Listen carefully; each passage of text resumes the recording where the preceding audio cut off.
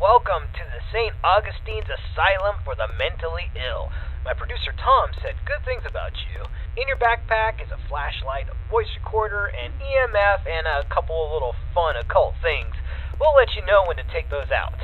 Ready to pay off some of those college debts and beer tabs? Well, of course you are. And when you're ready, enter in through those front doors.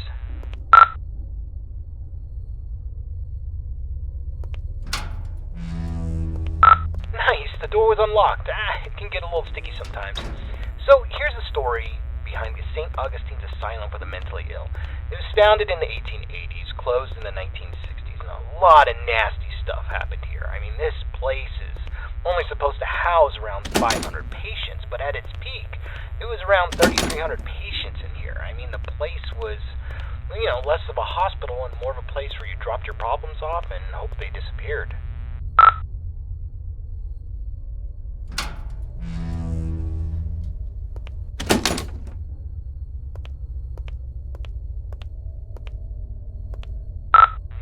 This place was sort of against what the Bible's supposed to teach. I mean, there was no love here, no grace, no healing. The patients were not here to be rehabilitated. Ordinary people just wanted them gone for public. They shoved those with non-threatening mental conditions. This is where the 100 hallways inappropriate mean. I heard that with patients, psychopaths, murderers, and other violent monsters. Then the war hit, depression hit, let God sort it all apart. The atrocities here once healed 20 patients. The death toll was unreal. By the end, 150 patients would pass through this room, nobody naked, starving, once you connected to each other random. You never left, flaying themselves with metal wires from their beds. Be careful where you step.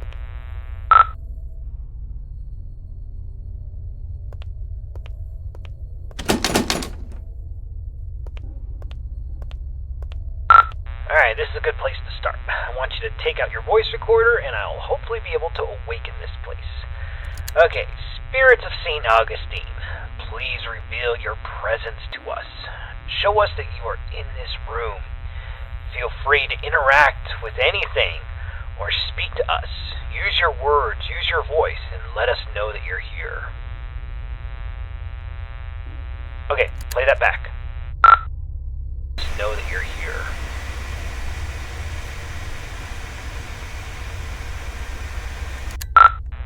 Nothing. Alright, let's try that again. Alright, let's try this. Ghosts of St. Augustine, please let us know that you are still in this hospital. I give you permission to reveal yourself. I give you permission to come to life. Just give us a sign that you are here. Tell us where you are. Speak to us now into this microphone. Alright, check that. Now into this microphone. Alright, let's try one more spot.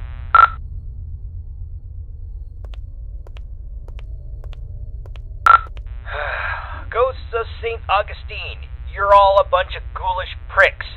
Show up or piss off!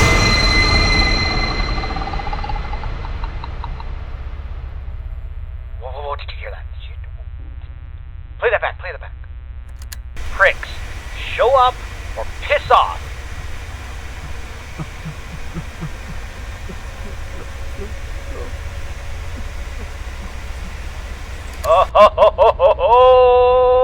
Alright, looks like we got an investigation. Alright, I want you to go down the morgue hallway, and we're going to continue our investigation in the other gathering area.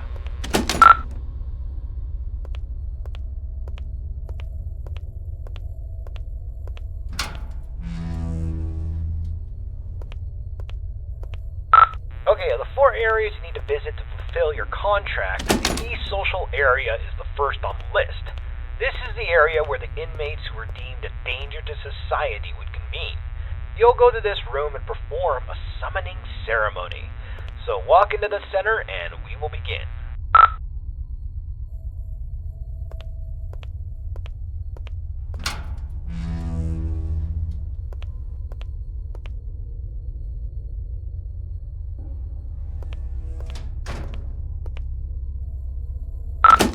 Entrance to patient cells 200 through 219. We're talking extreme bipolarism, schizophrenia, dementia. Not necessarily dangerous, but it could be a challenge for society.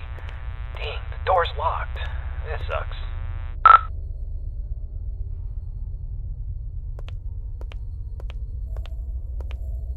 This is the entrance to the patient cells 220 to 240. This is where they kept the lunatics, the murderers, the sociopaths. The worst of the worst, including Clive the Peeper Johnson. You'd think he would be a pervert with a nickname the Peeper, but the truth is far worse. He was extremely manipulative and very intelligent. He was a murderer and a maimer. Most of his victims could never identify him because he managed to convince them to gouge their own eyes out with metal wires and even their own fingernails. He came here due to legal loopholes, and when the facility went off the rails and the doctors stopped caring, he jumped into action. The patients who didn't listen were tortured, and the ones who did wandered around the facility, blind, screaming, and in constant fear. This door's locked too. Let's just start the ceremony.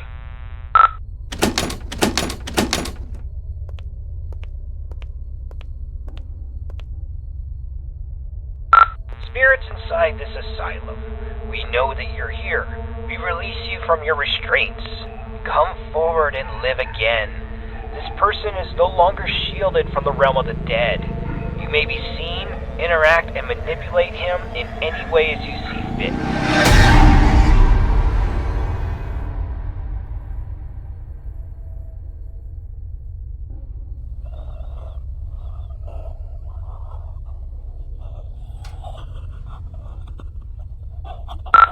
Don't just stand there. Go check it out.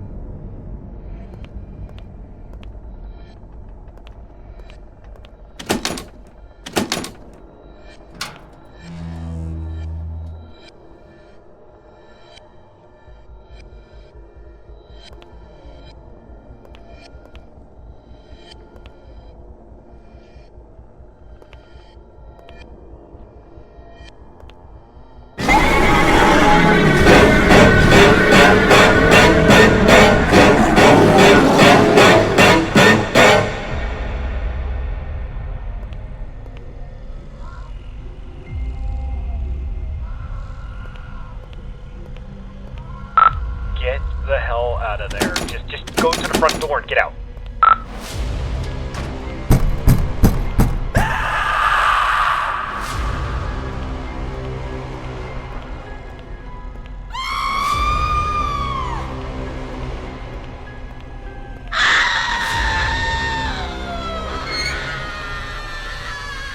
Alright, get out of this hallway and then take your second right.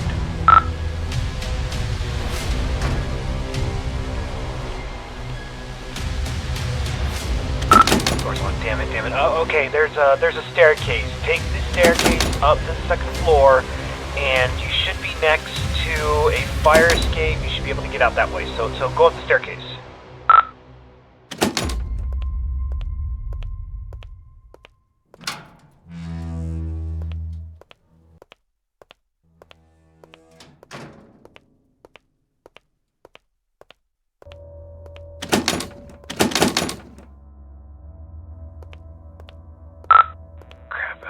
Okay, we need to... Let's go get something to pry this door open. Go back downstairs. I bet you there was something downstairs we could probably use. Hold on. That staircase wasn't there before. This place doesn't even have a basement. What is going on? Alright, just... don't think you got any other choice. I think you gotta make your way downstairs.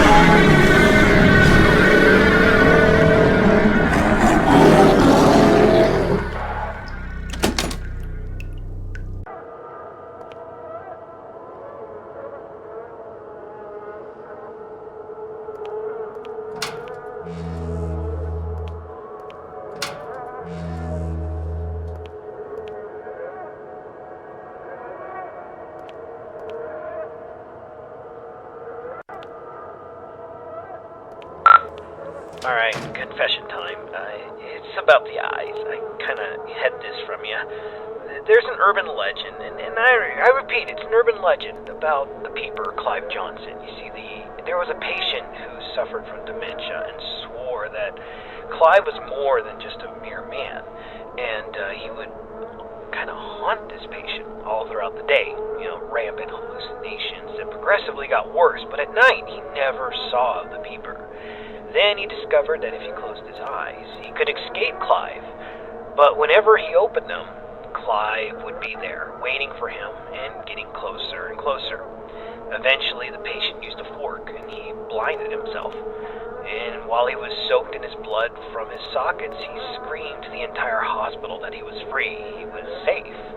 And a week later, 2 more patients charged Clive with stalking them, even though he was confined to solitary. I mean, it's crazy. They took their eyesights too. This pattern didn't stop. I thought it was BS, but based on what we've seen tonight, I'll pretty much believe anything.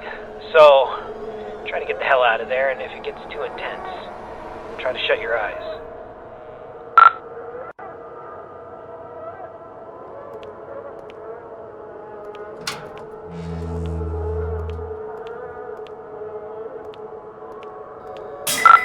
Damn flashlight broke. I can't use that anymore.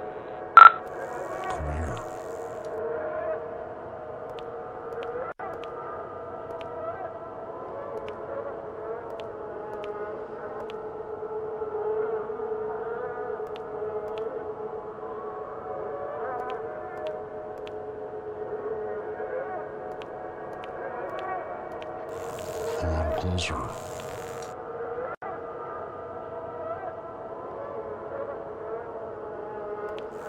I see you now. Crap, Clive, run! He sees you.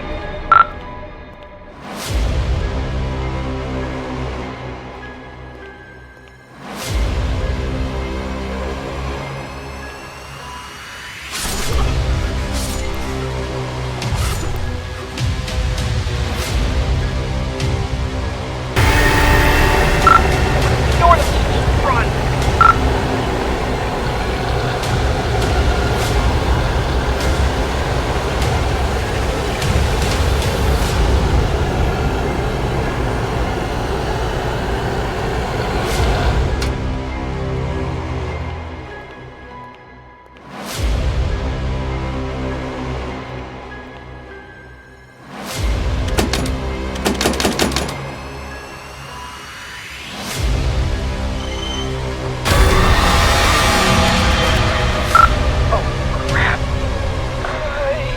You got a choice. Either he gets you, or you're gonna have to cut him out.